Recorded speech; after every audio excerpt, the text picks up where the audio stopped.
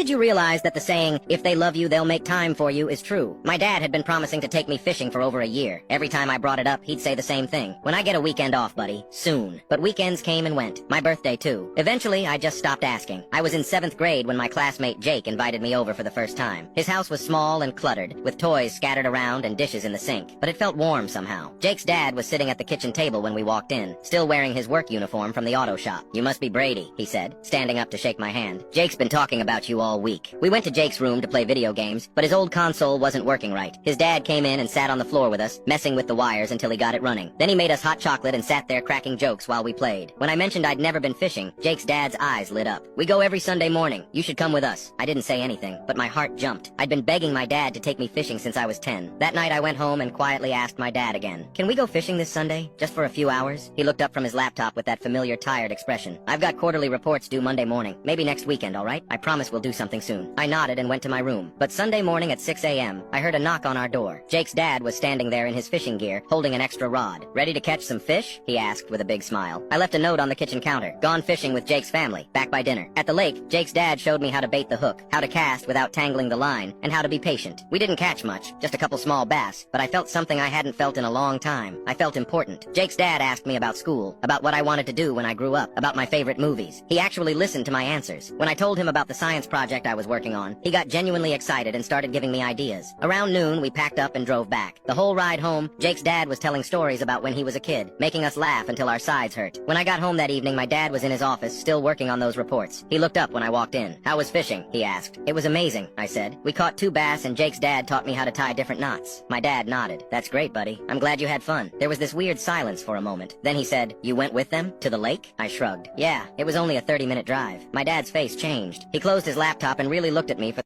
Click the link in my profile to watch the exciting follow-up.